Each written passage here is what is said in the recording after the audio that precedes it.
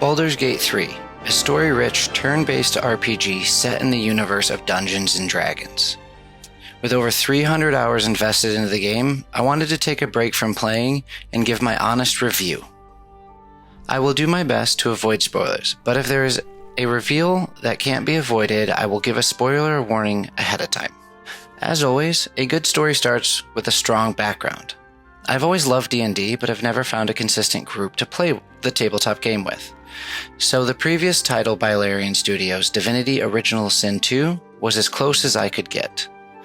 I racked up about 600 hours and loved every second of it, so I was extremely excited to find out that one of my favorite games was creating one based around something I've always wanted to do.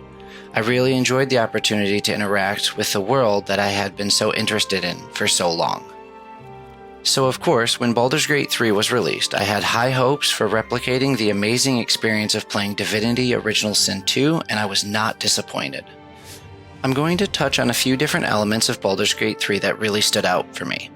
The gameplay, the graphics, the dialogue and character development, and the soundtrack and sound design.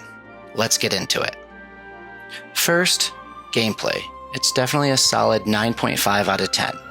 It's the first time that an RPG on balanced difficulty actually managed to be balanced. Although I have seen mixed reviews about the practical difficulty of balanced mode, in my opinion it was challenging but also fun. It was not so difficult that the playthrough was a struggle, and it was not so easy that the gameplay was stale. Even lacking an in-depth tutorial system, the gameplay mechanics are easy to learn and are accessible even to new players who have no experience with D&D or Larian's previous titles. If you're looking for more of a challenge, the Tactician difficulty adds an even deeper level of exertion but still feels balanced. I don't think there's a higher praise for the gameplay than wanting to experience it all over again, even on a harder difficulty. Next, let's look at the graphics. The graphics for me were definitely an 8 out of 10. The graphics honestly could have earned a 9 on their own. Larian managed to bring back the same sensations as 2D isometric backdrops, but in a 3D panorama. The design and the aesthetic direction are some of the best examples of high fantasy in the history of games and cinema. However, the graphics have lost a point due to technical shortcomings. The game still relies on FSR 1, which is outdated. The game also utilizes DLSS, but it is downloaded with version 2.4 and must manually be updated to version 3.1. While this is not difficult to do, the average user might not know which version of DLSS is up to date and could miss out on vastly improved graphics. Once FSR and DLSS 3 are the default, Baldur's Gate 3's graphics could easily earn a 9.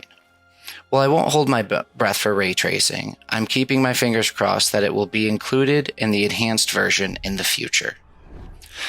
Now, let's talk about dialogue and characters. For me, this is an easy 10 out of 10.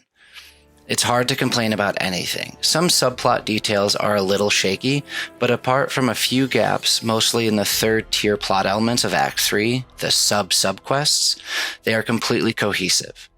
The fact that there are any gaps at all is mainly due to the enormous amount of freedom given by the game. This game shines with characters who feel immediately symbolic, from the good to the bad. They all exude charisma. It's just a competition of who might maybe be a little more fantastic than the other. Not one single character falls flat. And with the secondary NPCs, who are memorable after only 3 lines, stories that can be tackled in many ways, it's a real gem. It deserves to be mentioned that the game is fraught with doubt of whether you have done well or badly. There is no obvious good path. There are no safe choices. You are never sure that you will not be betrayed. You may well find yourself collaborating with unwelcome characters, and you learn to get to know each other as the story evolves. The collaboration, relationships, and camaraderie that this game offers is just incredible. Finally, let's talk about the soundtrack and sound design. This is absolutely one of the best things Baldur's Gate 3 did. Not only does it have a fantastic soundtrack, not only does it have an amazing cinematic level voice acting with incredible voice actors, there are characters I literally want to recruit just to hear their voice lines and their interactions with other characters. But it also has a fully mapped surround sound that immerses me in both headphones and Dolby on PC, and with Real 5.1 for speakers. The sound in Baldur's Gate 3 is the pinnacle of the genre. From the drops of water in the caves to the magical invocations that are made and the walls tremble. In my opinion, the only game in recent memory that is even comparable would be Cyberpunk 2077. But other than that, Baldur's Gate is in a world of its own when it comes to sound and sound design. In conclusion, I want to give Baldur's Gate 3 an 8.8 out of 10. It's almost perfect. The game is already a milestone for the genre, but it still has a lot more to say with future patches and additions. Right now, I think it's obligatory, set for anyone even interested in video games. I know that there are some who are scared of turn-based combat, but there's nothing to fear. Baldur's Gate 3 is a game that will make you say again as soon as you finish it. There are so many things to do, so many ways to do it, and all experienced alongside characters that will make you think about the game even while you're not playing. Baldur's Gate 3 was like experiencing a fantasy series from the first episode to the last. The kind where after each episode you talk to your friends about it and what could have been done differently, how things played out, and what you expect to happen next. What the characters will do and what surprises happened each scene. Baldur's Gate 3, in my opinion, is a masterpiece of gaming and cinematics.